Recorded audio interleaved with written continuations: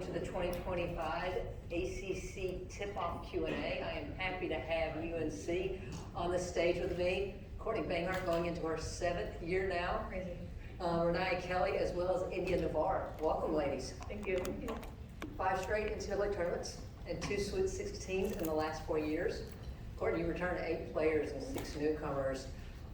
With the 8 returning players, how different might this team look this year, and what are some of the similarities we might see? Yeah, we do expect to have a different look. You don't lose 2 of the best post players the league has seen in a long time, and try to replace them immediately in the same way. So we have some posts that need to step in to that opportunity, and they'll play the game a little bit differently. They can extend the floor a little bit more. They can allow us to play a little more spacing. And then we bring back a lot of experienced guards, talented guard play, as well as what we brought in both through the portal and the freshman recruiting. So have a good guard group that has a lot of game pressure, whereas our inside game, we've got to use our non-conference, which you see we scheduled to put them to the test early so that we can get as much game pressure on our youth as we can as we prepare for the gauntlet of the ACC. Well, speaking of your schedule, non-conference consists of 7 NCAA tournament teams from a year ago. And why not? Let's just start off with South Carolina. So from what I looked at, you've got 3 of last year's, 3 of the 4 Final Four teams. You bet. All on the road. Why make it easy? Was there a strategic plan with this schedule, knowing what you had, or it's just, hey, let's play anybody and everybody? No, I mean, it was pretty strategic. We knew that we have, that the ACC is so hard every year, right? And we knew that this was going to be a year where we were losing 60% or more of our productivity. And so you'd rather find out, instead of finding out late, I want to find out early, kind of what the traditional sort of the last year with the best. UCLA brought back a lot of their players. South Carolina brought back a lot of their players. And Texas brought back a lot of their players. So we kind of are going to go against, people that are really experienced and had a great year last year. And I think that will bode well as we continue to persistently prepare for what's going to be the ACC gauntlet. Yeah, this is for the players. Several of the teams that have been interviewed today have mentioned they want North Carolina this year. And I just wanted to get your thoughts on that. That's good. We want everyone as well. So we're not running from any competition. We're trying to beat every team that comes in our way to get to the national championship. So that's always the goal every year. Hey Courtney, I think anyone who's followed this program for the past few years can see that you've been trying to build depth with your roster building, and it has been a problem in the past. Do you feel like this group is the group that, say you're in a Sweet 16 game, you could go 10 deep? Mm-hmm.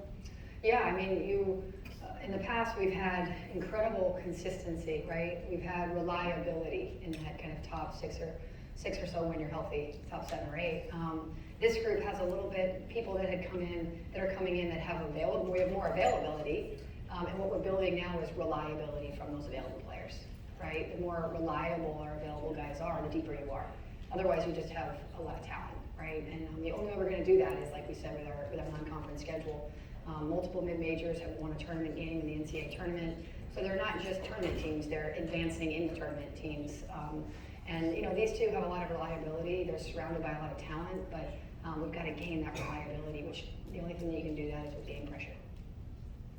You guys went against Duke in the Sweet 16 last year. What are some challenges that they presented to you guys this year, and then how do you guys plan to overcome them?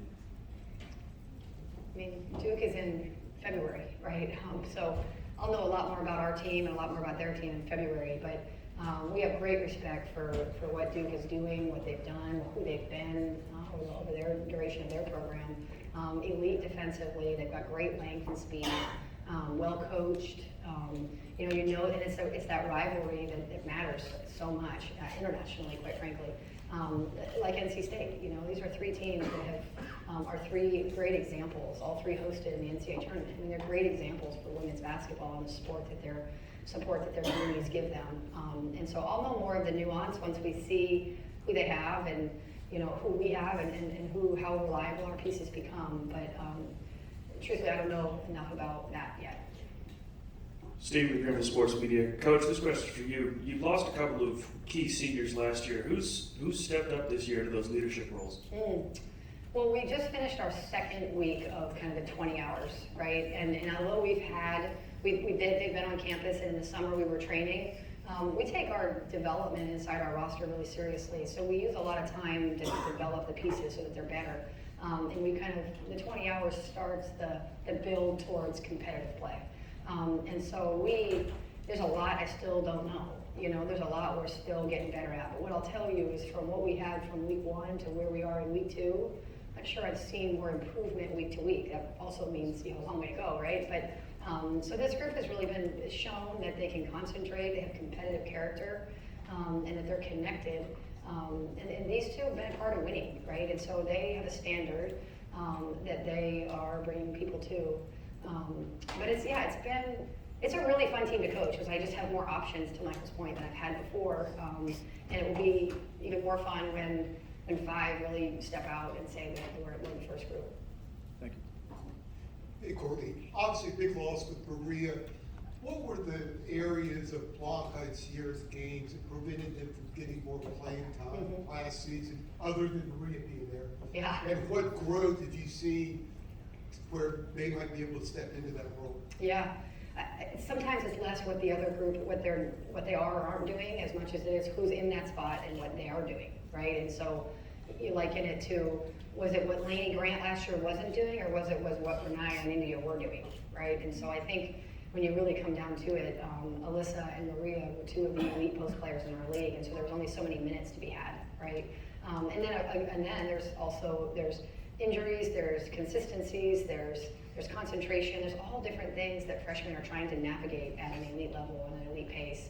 And so depending on what week we're talking about, I don't know where we were in that progression, but they'll have a lot more opportunity and they're more ready now than they were a year ago. That's our job. India, I know it's October, and I'm looking well into February. But last week, when it was announced, and it speaks to the rivalry with Duke, that you guys were going to be on ABC. What did it mean to you and your teammates that we're going to be, all eyes of America is going to be on this game because of what this rivalry is? Yeah, that rivalry means so much to us. For it to be on national television, it doesn't make it even bigger. Like, it's already really big for us to play in that game. Every time we play them, it's such a great competition. And so, sometimes it's not fun, but the competition is what we love, and we always love to come out on top. So that's what we love to do. Renee, much has been made about what you lost from last year. However, you do bring in 6 highly talented newcomers. Who's made the biggest impression on you so far? Wow. Okay.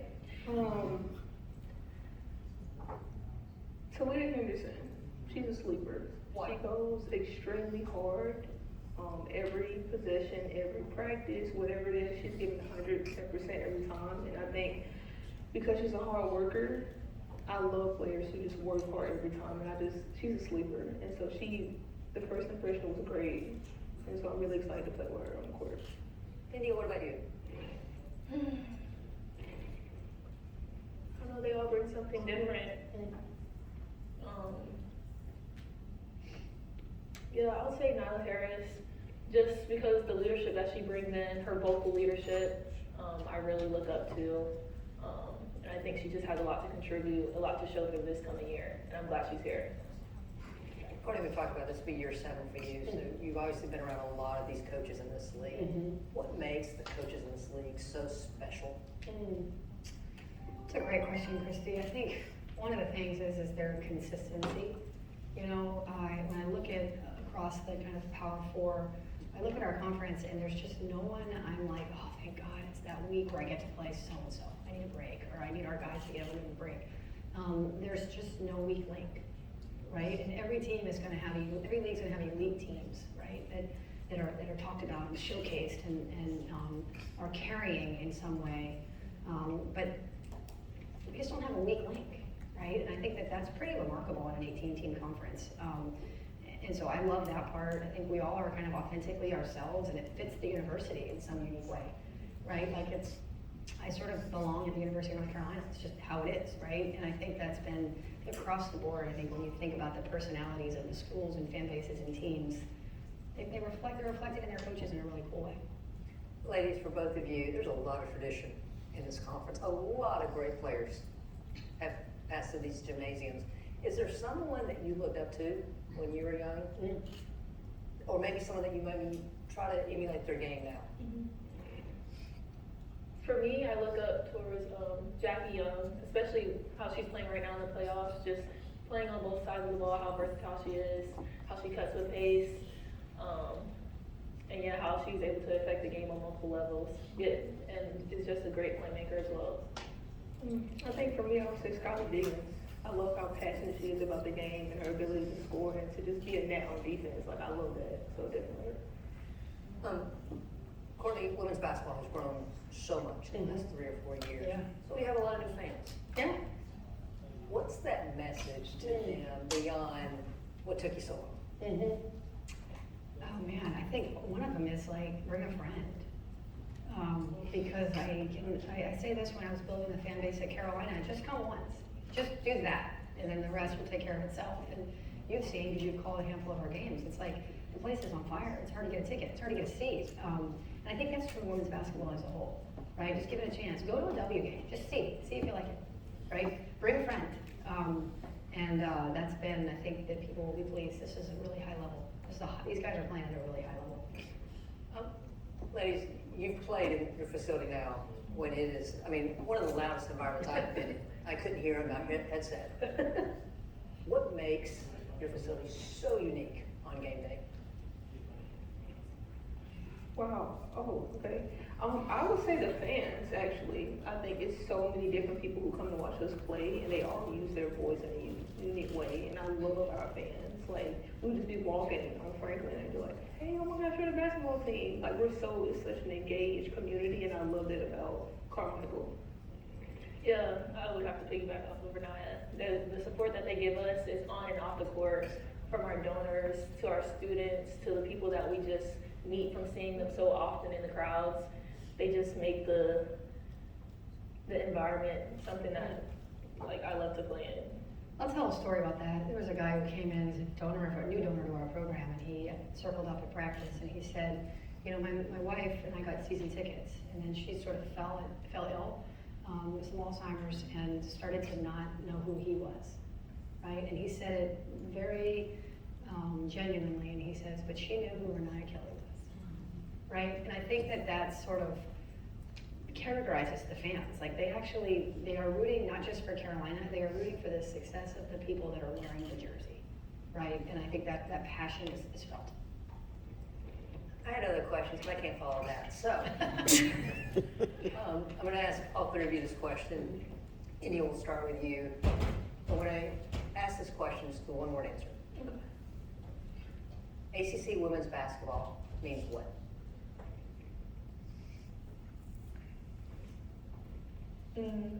Legacy. Excellence.